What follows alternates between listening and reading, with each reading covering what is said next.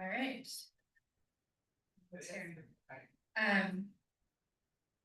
All right, we're gonna reconvene to open session. Please be advised that a recording may be made at the direction of the board and that the recording may capture images and sounds of those attending the meeting. This meeting will be translated into Spanish. If you would like to watch live, you can access the live translation via our website, link to Zoom, and on Facebook. It will also be recorded and posted to our YouTube channel after the meeting. It also just. Sorry. She's gonna say that in Spanish. Oh, okay, great. Hola, muy buenas tardes. Esta junta directiva será traducida en español también y lo pueden hallar la link. Va a estar disponible en nuestro sitio web y también en nuestra página de Facebook del distrito. Gracias.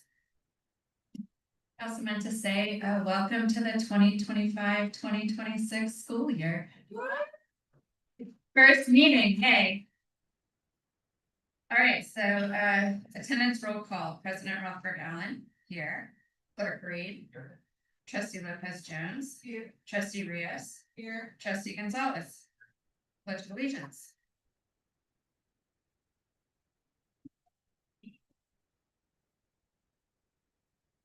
I pledge allegiance to the flag of the United States of America and to the republic for which it stands, one nation under God, indivisible, with liberty and justice for all.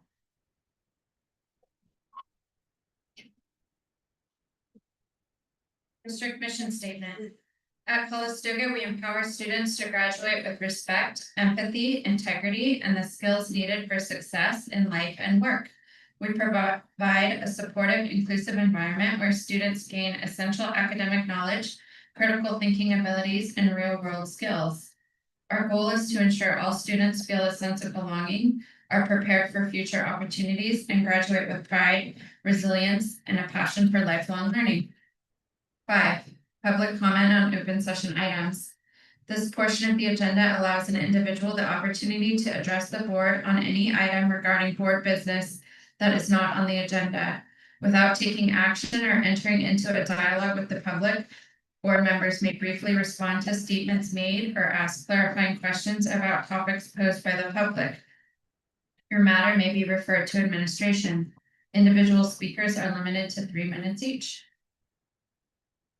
Okay. Information 6.1, increase in adult meal pricing for food services.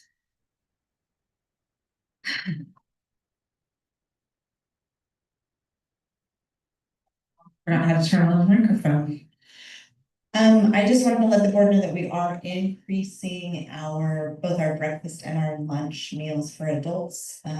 Right now we have $4 for breakfast that we charge adults. We're gonna go up to $5, and then we have $5 lunches. We're gonna go up to $7. Not because we want to charge adults more money, but we want to be able to keep in line with what our reimbursements are from the state and federal government. And this is something that we get a higher reimbursement now, so we're having to increase to make that gap bigger between what we get from the feds and what we charge our adults. I don't know why I'm not going. Thank you. 7-Eleven committee. So this is for informational purposes. In relationship to our piece of property on Money Lane, I just wanted to present to the board that part of the process is we will be starting a 7-Eleven committee, which is required in order to surplus land owned by a school district. It's called a 7-Eleven committee because you're required to have a minimum of 7 people and no more than 11 people in order for the committee to run. So we're going to be putting out an application process. Similar to our Citizens Bond Oversight Committee. And so we'll ask for applications, and at our September board meeting, we will bring a list of applicants that we would like you to adopt in terms of putting on this committee.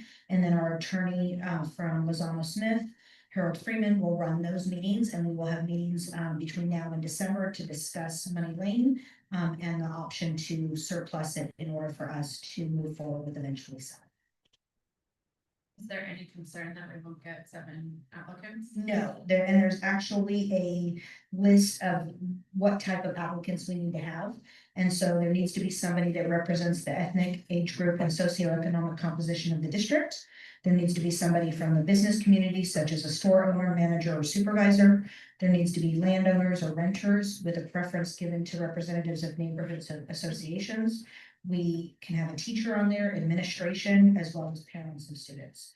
And so we'll be reaching out to people to ask if they are interested in being part of this committee to ensure that we have a minimum of 7 and no more. They will do the application, and then we myself, as well as our business office, as well as our attorney, will look at those to make sure that they fit into all the buckets. And then we'll come to you with the recommendation of people. All right. 7.1 Calistoga Associated Teachers.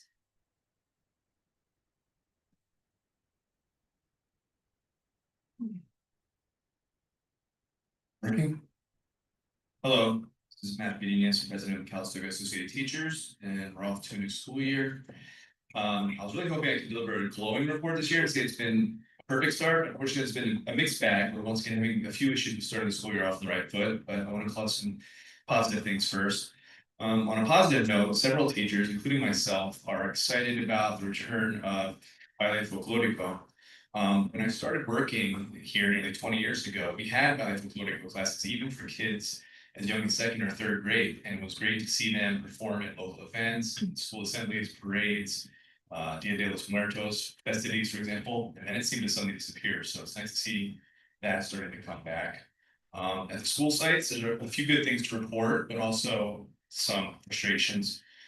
At CJSHS, the move into the new STEM building classrooms has been fairly smooth and successful. I talked to several teachers who have made the move, and I was told that the facilities and tech staff were a great help in supporting teachers in the move. And the teachers I spoke to are happy about things like the spaciousness of the rooms and the air conditioning of them. One concern that was brought up is that some of the furniture that was placed in the rooms doesn't necessarily fit their needs.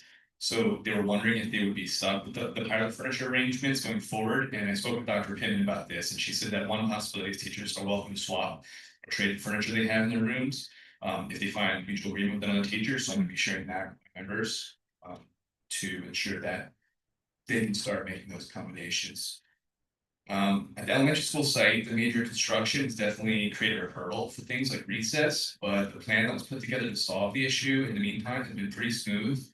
And both the recess and our first safety drill were pretty successful.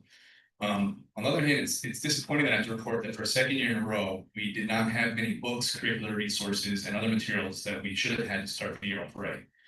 On the first day of school, we were missing journals, handwritten books, ELD books, student dictionaries, homework folders, and a long version of math curriculum was ordered and delivered. So we don't understand why obtaining required materials on time is a problem year after year, especially when it doesn't seem to be an issue in high school. Another frustration is there's some apps that normally we would be able to access to get data or to do some assessments, including Freckle, Accelerated Reader, Amplifies, and One for Dimples, and those aren't accessible right now. So hopefully those will be up and running soon. We're not really sure what happened there, but that's just one more kind of frustration that we had. But overall, we're getting things going. We're starting. Just a few things that we wish would be a little better. You have any questions? Question regarding the books and notebooks and things that you said.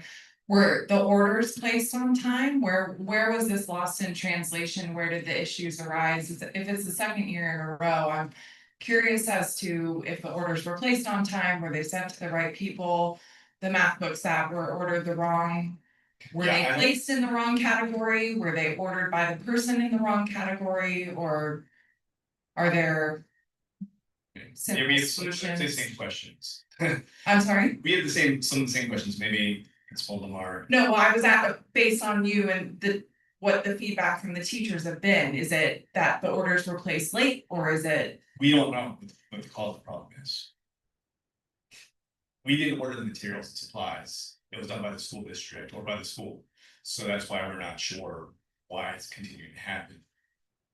Okay.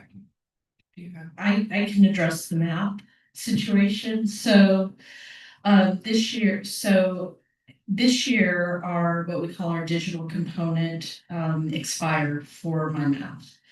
And as a result, we had to do a order for not only the digital component, but also for the workbooks that go with it. When we placed that order for the digital component, which we did at the end of June, the tech department at McGraw-Hill had uploaded the incorrect version. And as a result, everything that emanated from that incorrect publishing version then meant that the workbooks that came with it were also the incorrect publishing date. I then, when it was brought to my attention, I immediately worked with the publisher. And it took until Saturday to update the correct digital component. And a new order was placed in at the end of last week for the updated books. My understanding is that the rosters did happen today, but it sounds like the teachers are still getting an error message. So I did another tech ticket just to see if there's something, in terms of how the kids are rostered or something that the teachers just still aren't able to see.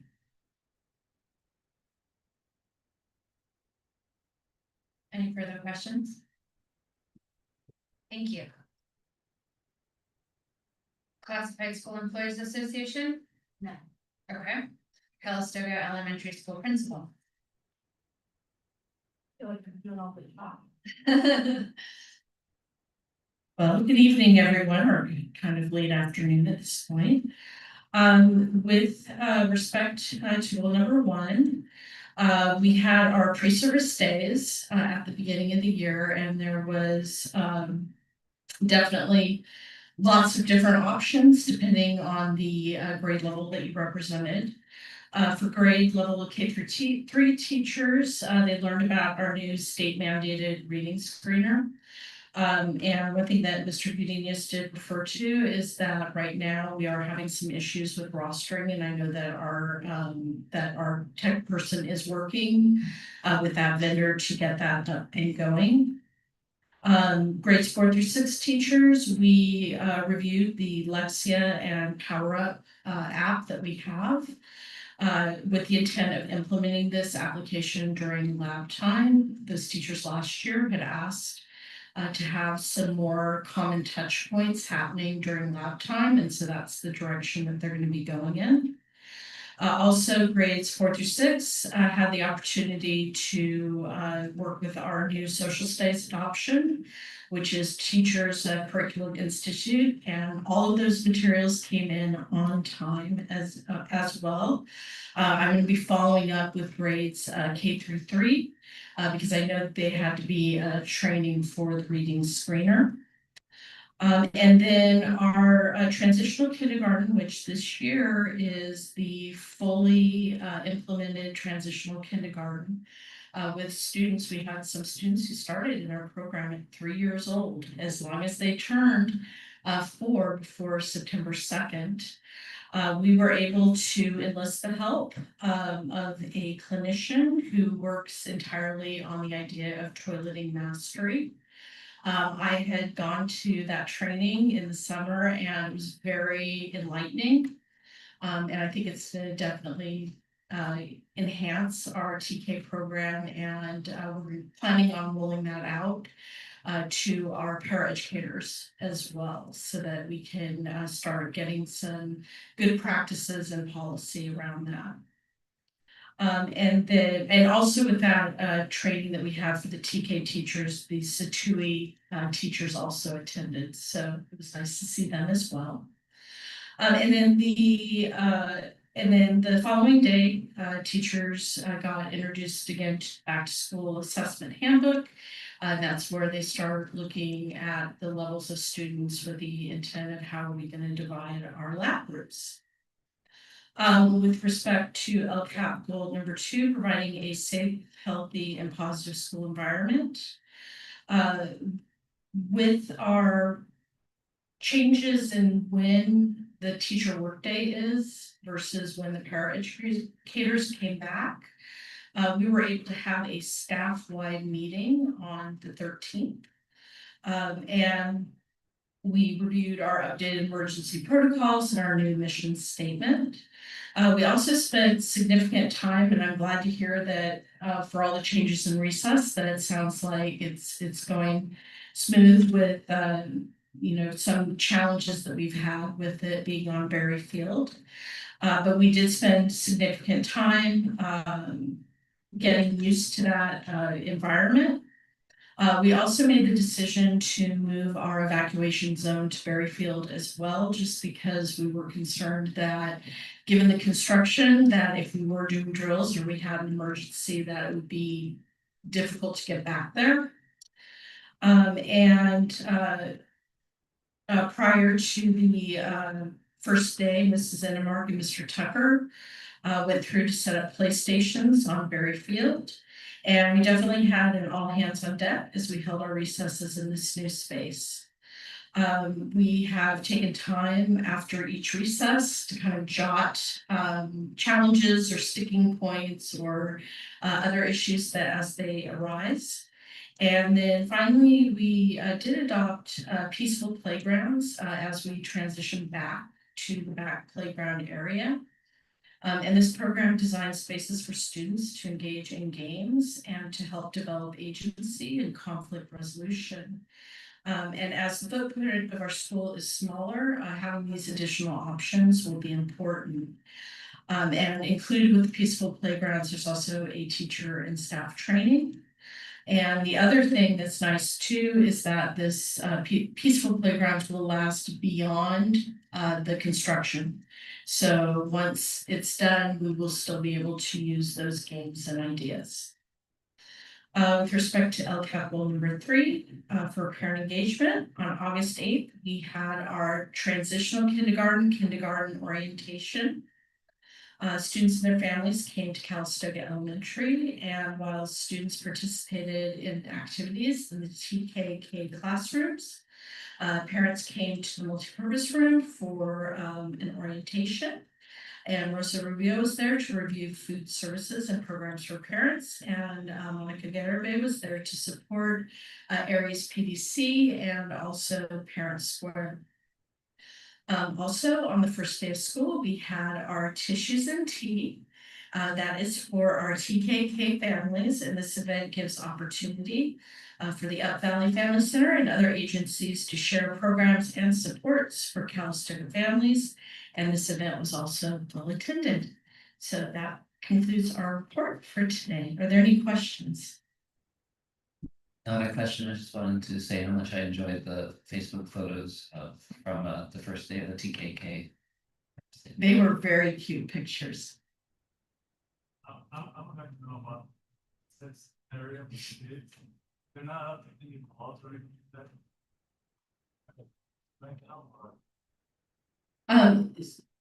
I want to make sure I heard the question correctly.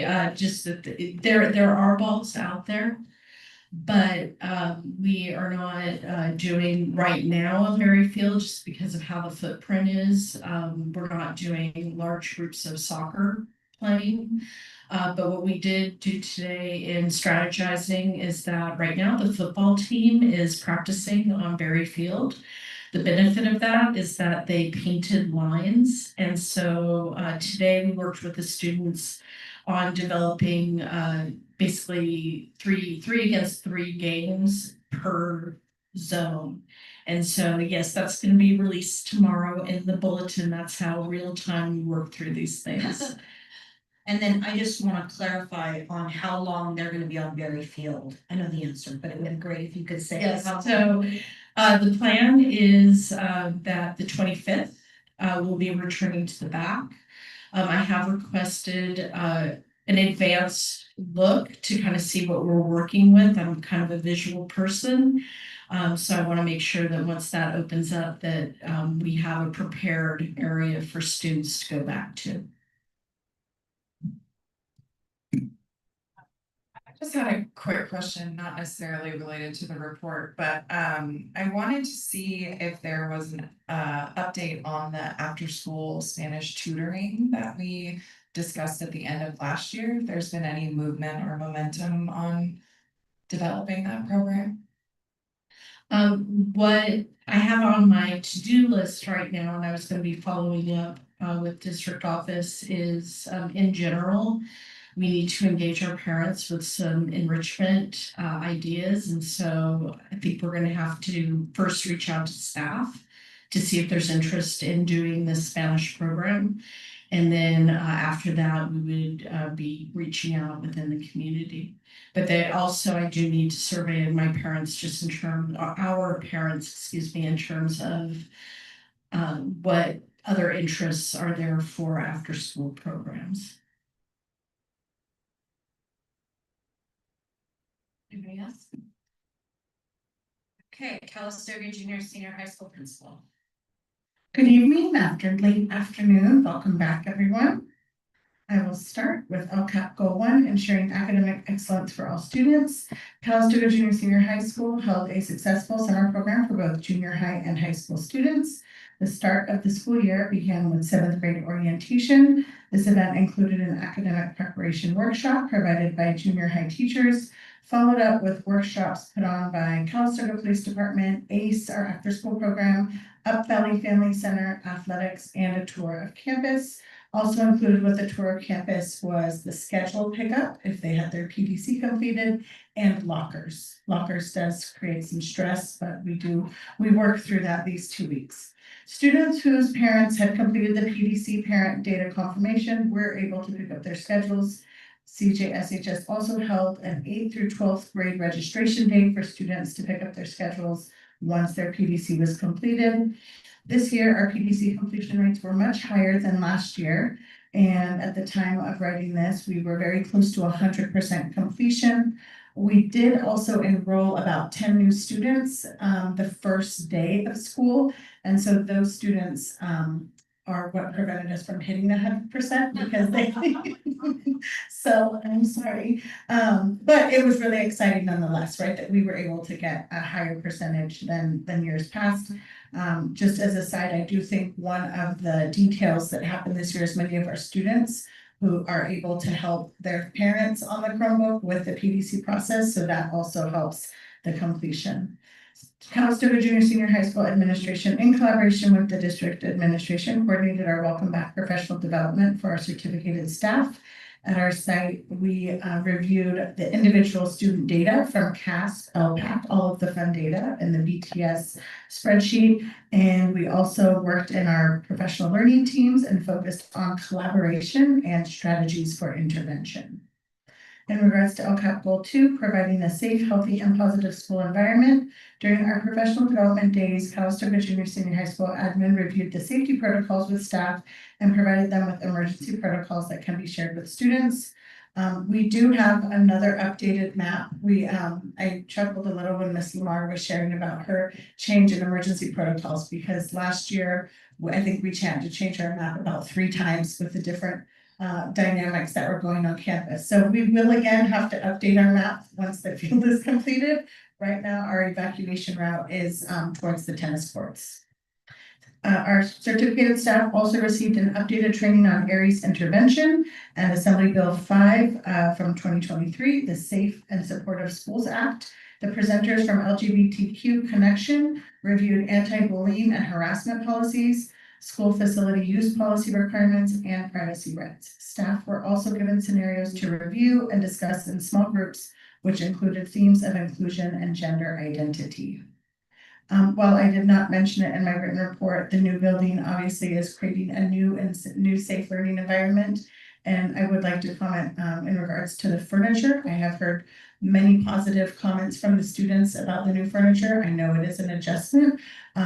There are what I am calling mushroom stools that are a little bit more mobile for students. And so one of each table group does allow for students with maybe who want to move a little bit to have a little bit more mobile option. So positives and always some room for improvement with furniture, but overall it seems like the students have really enjoyed the comfort also of the new chairs. So if you get a chance to sit in the new chairs, they are pretty comfortable.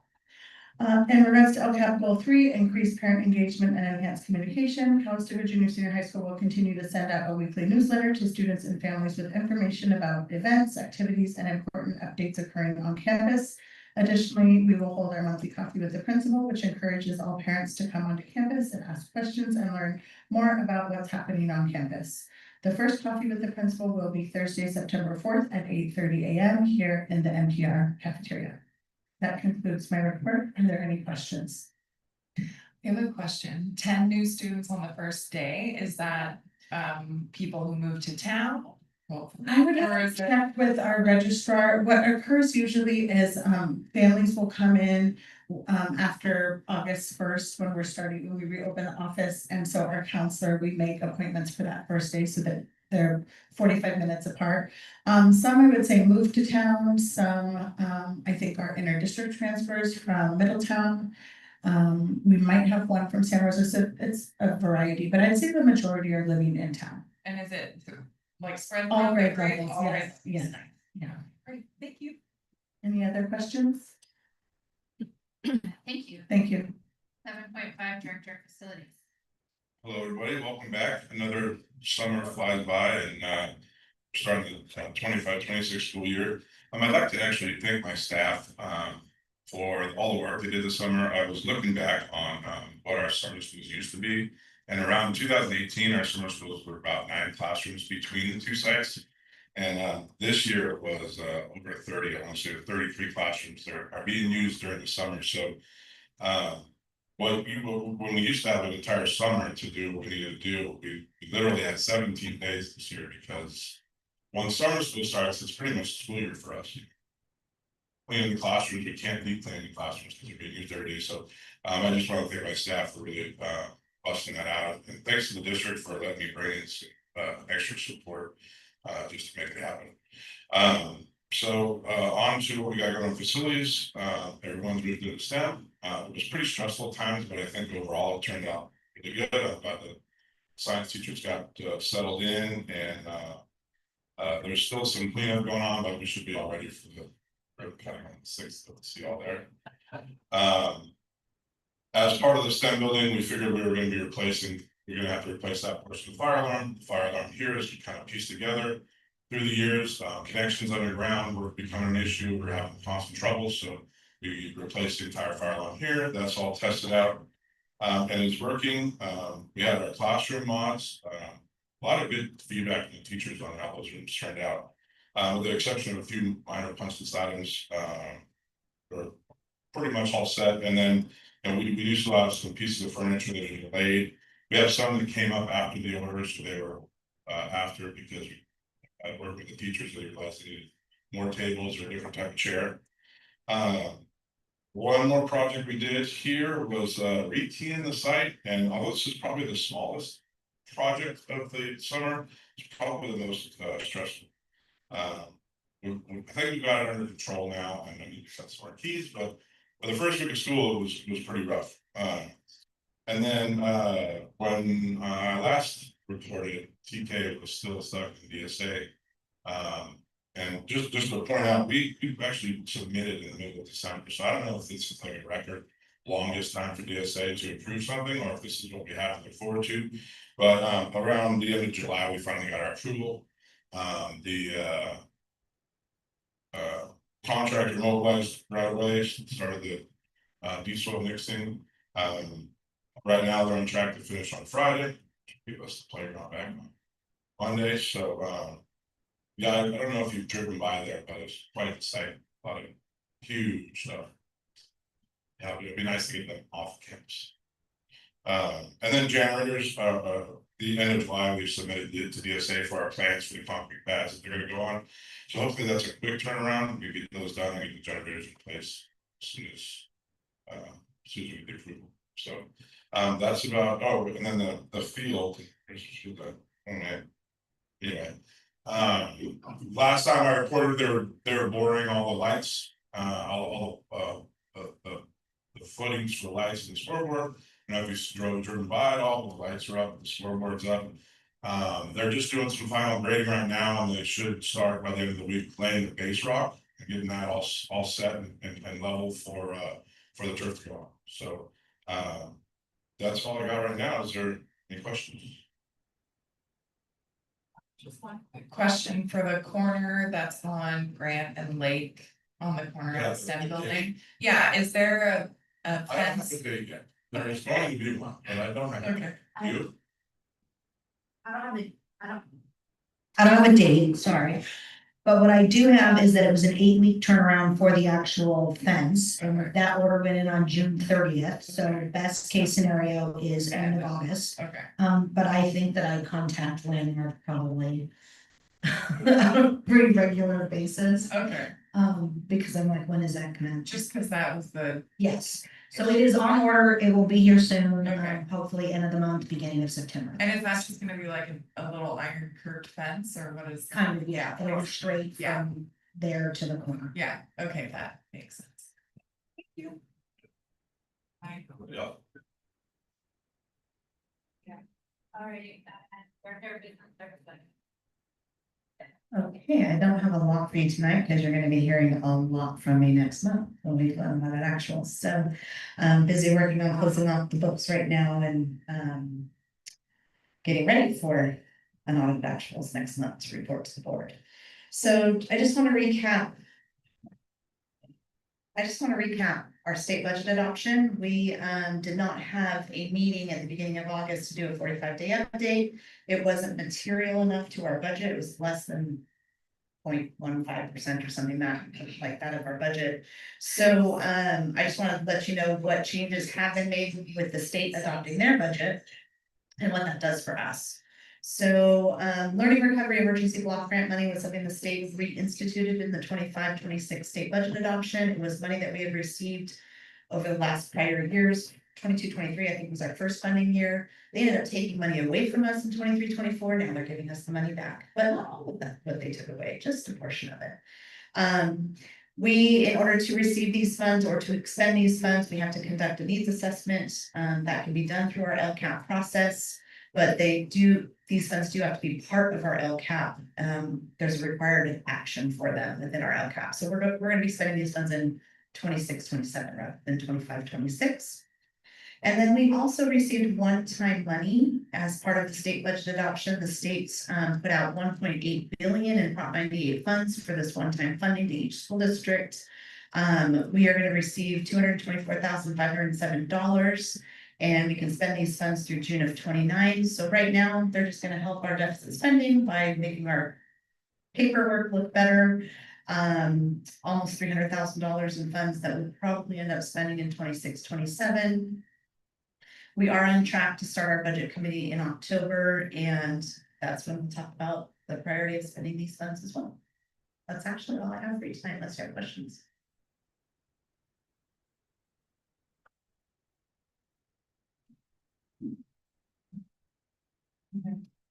Point seven, Director of Educational Services and Human Resources. Okay, it's great to be back. It's great to feel the back to school excitement. Definitely one of the most exciting times of the year, definitely one of the most exhausting times of the year.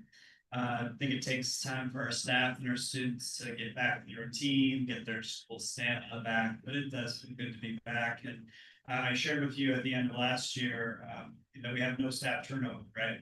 And I still find that amazing. We had no certificated class matter management, resignations or retirements. And so I think when it comes to starting a new school year, there's a real benefit to that, right? We have a cohesive team. We're not onboarding new people, trying to teach them how we do business in Calistoga, culturally, systems. So we've got this team that's worked together and continue to work together. So it's still amazed by that. And it's just one more thing that makes Calistoga schools a great and unique place. I have a lot to report to you, so much. I'm gonna parse this out for like the next 3 or 4 months because my list is very long. So we'll try to make it manageable here. First of all, summer school ran very smoothly. In terms of like management, it was the smoothest expanded learning summer school that we've had. It's the 5th one we've had, and I shared with you before. We continue to get better at it. I think when we started running these big summer schools, it's really a daunting task because you're basically running an entirely new school year. When it comes to hiring, systems, scheduling, curriculum. But we've gotten pretty good at it. So in terms of, the management of it, it was great and very smooth. Probably the biggest challenge was construction. I didn't realize, it was interesting. We had, fencing a lot of places. But kids did great. they managed it, they understood the expectations, and it went really well. So you're gonna get a full report next month from Randy Burbank, junior senior high school summer principal, Tammy Berryhill, elementary summer school principal, at our September board meeting. They'll give you kind of more nuts and bolts about the actual program. They're very happy with the way it went. We provided 2 extra work days for the entire staff related to the new special day class at the junior senior high school. This is a new program for us. We're very excited to start something new for our students, to be able to have the capacity to serve more students in Calistoga. But it's, it's a challenge to start a new program, especially a program like this where you're serving students that have complex needs. So we were happy to be able to offer 2 additional days, and that by and large, that whole staff came in, so the teacher, 2 paraprofessionals, school psychologists, speech language pathologists, behaviorists, occupational therapists. They were all there 2 days early, and it was great to be in the room to see the discussions about how we're going to serve these students. There's some students with autism in that classroom, and there was really a focus on trying to replicate their previous learning environments. They came in, they're like, okay, this looks really familiar. They were not, I'll be honest, they were not easy days. There were some ups and there were some downs, because this is hard work. But like I told the team, members from that team, the most important thing on day 1 is to create a loving environment for those kids. Make sure that those kids feel welcome, that they feel embraced, and that they feel loved. In terms of, some new curriculum or student behaviors or needs that you think you're not completely knowledgeable about, we'll get through that and we'll work through that together, right?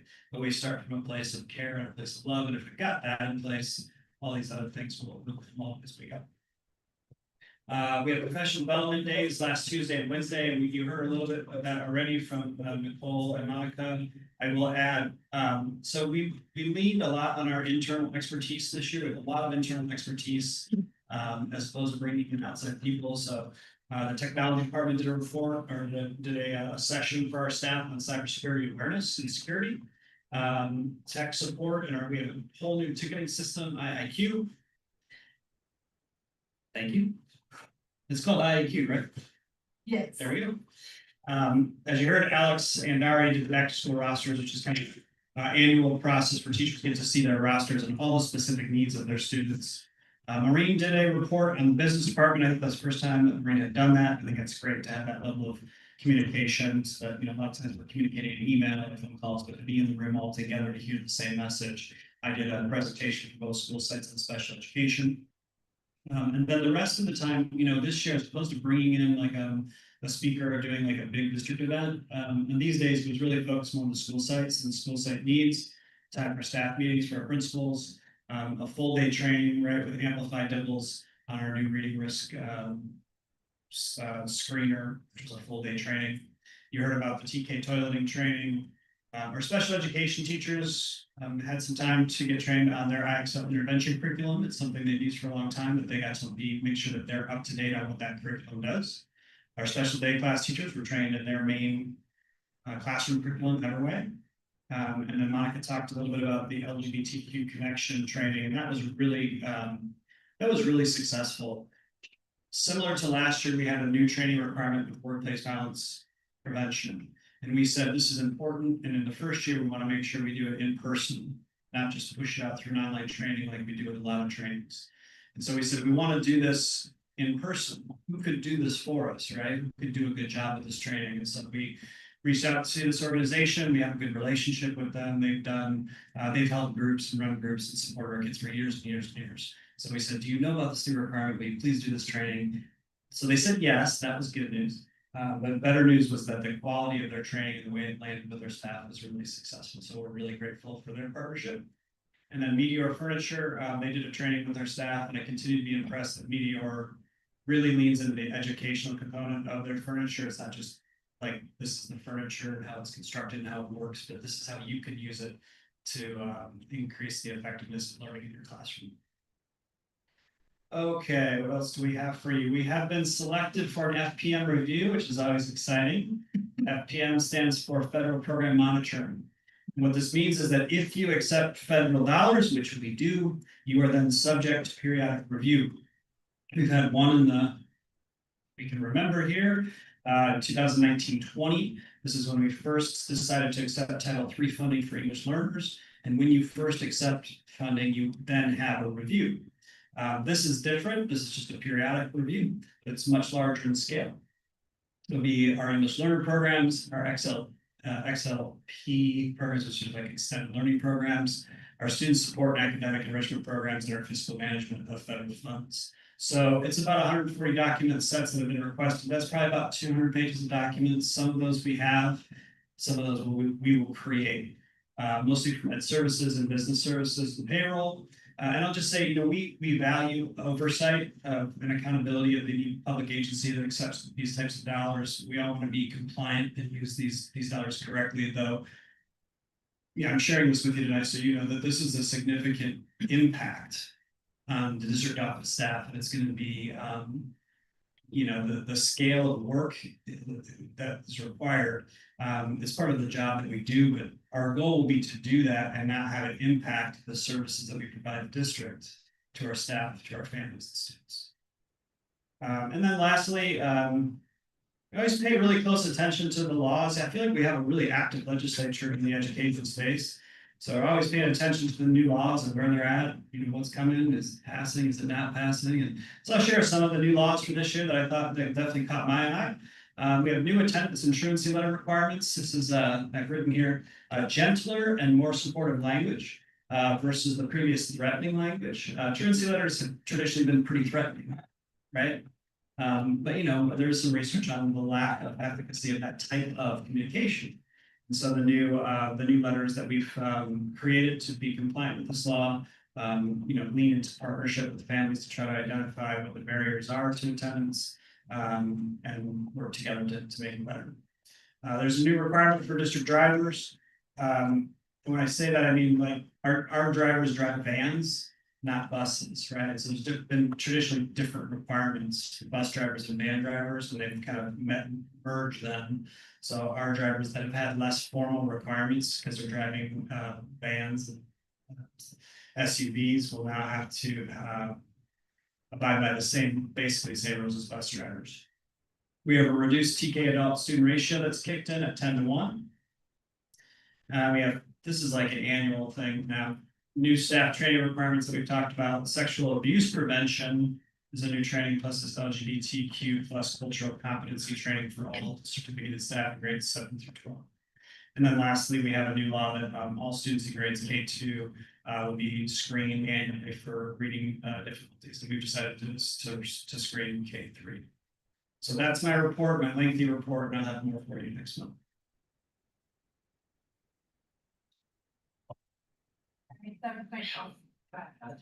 I just wondered if the new driver requirements, if you anticipate that causing difficulty finding qualified drivers.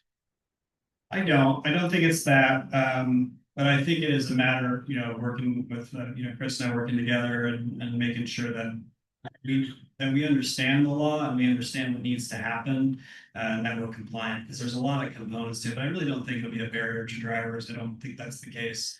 But I think the challenge will be making sure that we've been working on this for months and months because everybody's been trying to understand what does this law really mean? What are the requirements? So yeah, it's just a process of making sure that we change our practices to be compliant.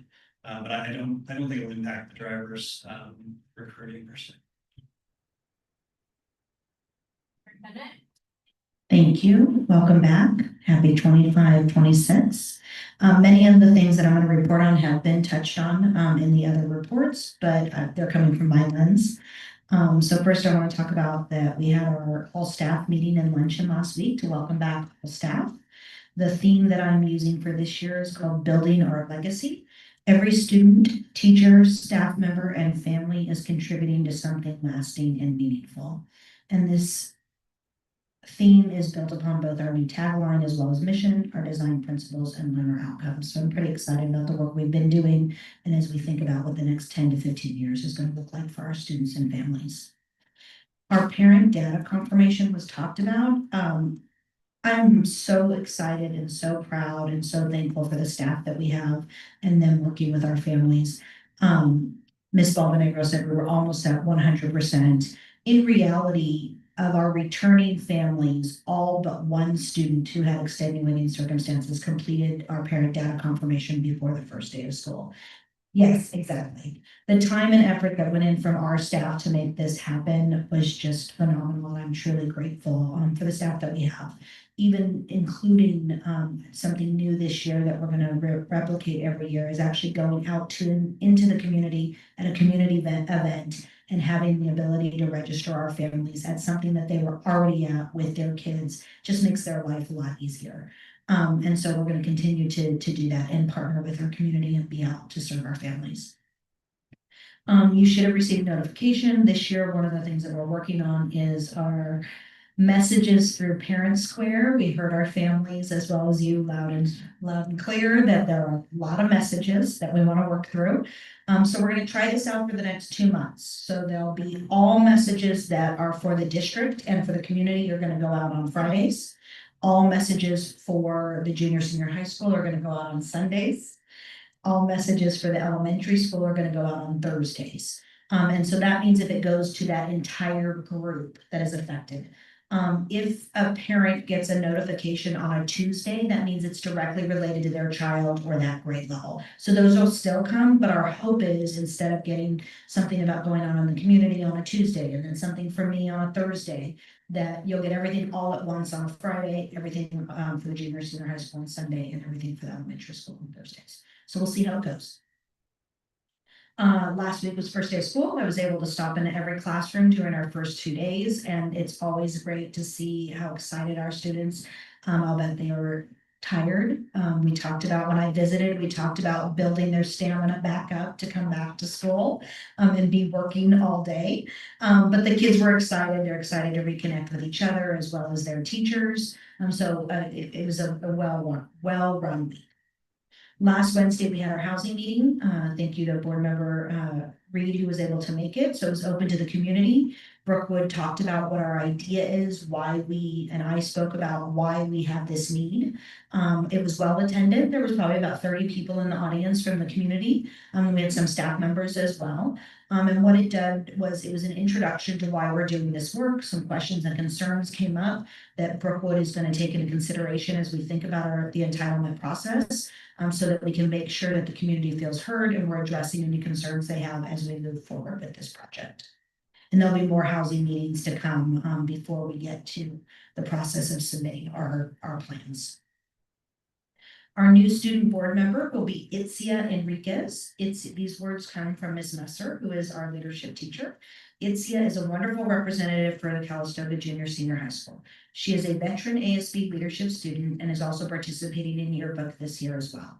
She is insightful, dedicated, and just a positive voice for our school.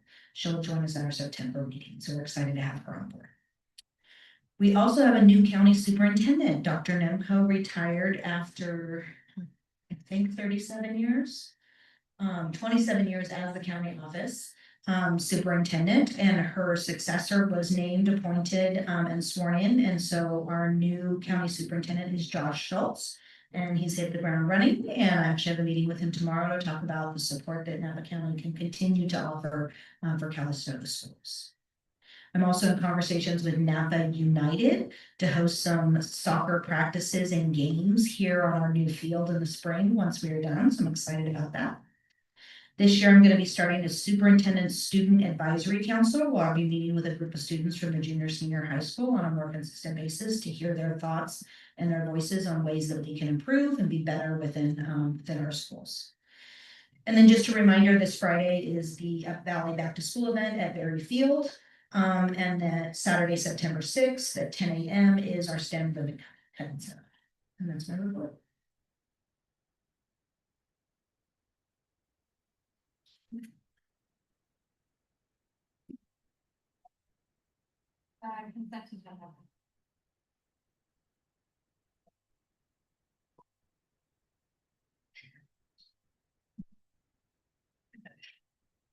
My mouth is closed.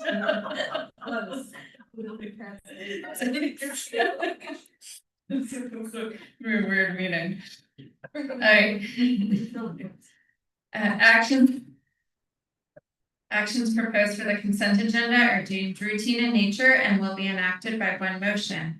There will be no separate discussion of these items unless any member of the board audience, or staff request specific items to be removed from the consent agenda for separate action. Can I have a motion to approve the consent agenda as presented? Thank you, Laurel. Second. All in favor? Aye. Roll call. President Rothberg Allen, aye. Clerk Reed. Trustee Lopez Jones. Trustee Rios. Trustee Gonzalez. Action items. Protocol for action items include a staff presentation, questions from the board, public input, deliberation by the board, and voting by the board. During public input, there will be a 3-minute limit. 9.2, board policies and administrative regulations. Administrative regulation we brought to you for first read in June. It clarifies the board's authority to locally assign teacher to teach outside of their credential area. We bring it back to you unchanged. Can I have a motion?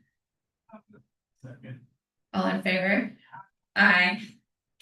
9.3, classified salary schedule.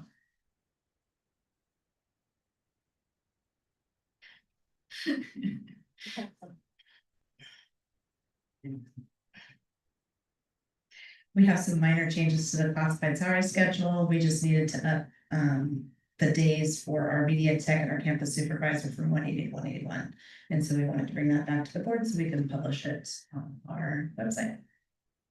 Can I have a motion? Second. All in favor? Aye. Resolution 25-2601, local assignment option. This resolution authorizes a number of teachers to teach outside of their credentialed areas. The majority of these are teachers in 5th and 6th grade who are teaching in a departmentalized setting that we've talked about before. And I'll just say that these assignments are deliberate and we're placing teachers in places where we know they're students. This is a request for you to approve their assignments. Can I have a motion? Second. All in favor? Aye. 9.5, Citizens Bond Oversight Committee applicant. I am so happy to bring a new applicant to our CBOT committee to the board tonight. Michael Vaughn, who actually used to sit on the planning commission, is interested in sitting on our committee. He is a member of a senior citizens organization group, and also he'd be our at-large member. So if the board is willing to accept his application, we will let him know that we'd love to have him continue to attend our meetings. I have a question. How did we recruit Michael? Maybe we could replicate that for other. Is there like a strategy? Well, he happens to be my neighbor. Oh, do you have other neighbors? I do actually.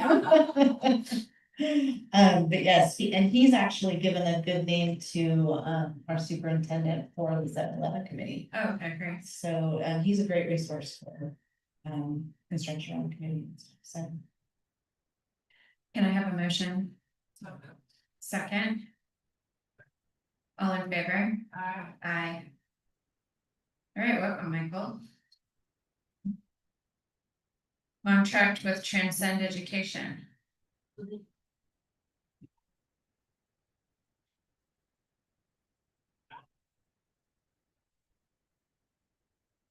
can you hear me? So this contract is continuing our work with Transcend to support our capacity building efforts related to the work that they have started with our design team, thinking about our new mission. They helped us get to the point where we have a new mission and tagline, has helped us start with our learner outcomes and our design principles. And so we are scaling back the support that they have given. Last year we had a contract with them for 25,000. This year's contract will be for 10,000, and it includes behind the scenes coaching of our principal at the high school, myself, and one teacher leader, as well as one day they'll come out here. But it's exciting to know that we're scaling back because we do have the capacity, and they're going to continue to support us in that work. So I'm asking the board to approve the contract. With Transcend, it's for $10,000, and it comes out of our grant from the Cal Foundation, so it does not have an impact on our general fund. Can I have a motion? Second. Rudy, thank you. All in favor? Aye. Contract with Digital Promise. So this is a new contract. We have not worked with formally with Digital Promise. They actually are the organization that oversees the League of Innovative Schools. And so I connected with them as we were having conversations about our study of dual language immersion, as well as our work around parent engagement. And so they have written a contract with us to help us on 2 full days where they will come out and be here in person. The first is to help us create a dual language immersion implementation roadmap. So this will go from the skeleton model that we discussed and you approved back in June. And what that will do is we'll co-define what the program's non-negotiable elements are. We'll co-design a robust process and criteria for selecting our year-long professional development provider. And that will be our dual language immersion team, which will include teachers, classified staff, parents. Hopefully one of you will be able to be on it, as well as site and district admin. And then the second day is they will come out on our November 10th staff development day. And they will be the afternoon session where we will work with teachers and we will invite any families who want to come during the day. And in the evening, we'll do a parent session and we'll invite any staff that can stay to be a part of that. And the idea is for them to facilitate a conversation around what is it that our staff needs and wants from our families to help our students be successful, and what is it from our families that they can provide, so that we can come to an agreement on what family engagement looks like in our community. And so it is an opportunity for us to co-define what engagement looks like in Calistoga. So I'm pretty excited about this work. It's $15,000 for the 2.5 days. The third day is virtual, and it'll be to bring everything to in a report in terms of these are our recommendations for these next steps. And again, it comes out of the Cal grant, so it's not an impact in our general budget. Any questions? For the November 10th date that you said that the parents, it seems like that's important to push that out frequently, especially that I'd imagine to the TK parents, so. Right, since they'll be the ones, Yes. just so people can get that on their calendars. Yeah, we can do that. Okay. Yeah. Okay, second. All in favor? Aye. 9.8 superintendent's contract. Okay, 9.8, I'm excited to bring this to the board. This is a renewal of Superintendent Pittman's contract, and it's unchanged except for the term. This term would go through June 30th, 2029. Can I have a motion? So moved. Second. Dara, thank you. All in favor? Aye. Aye. Yay.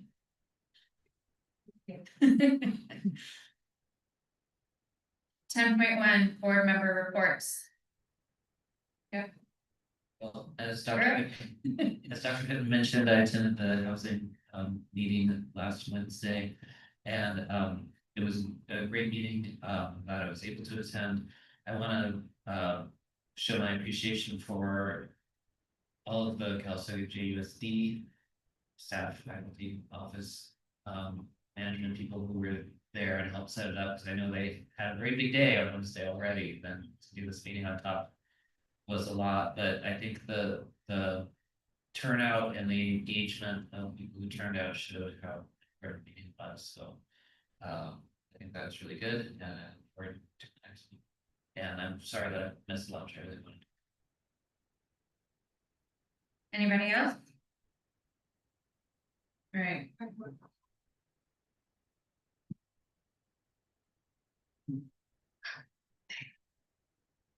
I just want to say that it was such a treat to have the children playing at Berry Field.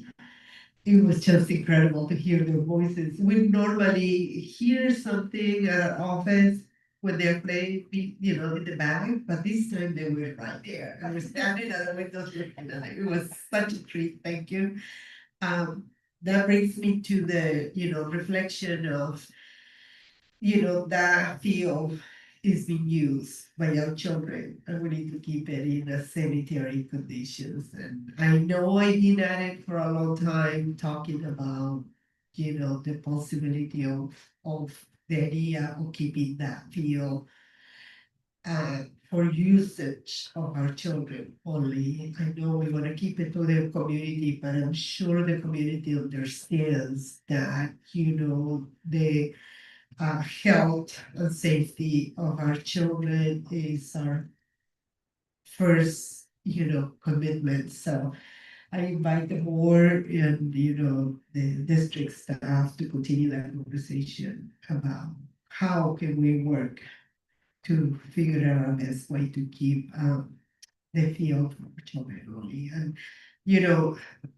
doggies are nice to see them too. I'm not gonna give me room, but I don't think it's the appropriate place for it.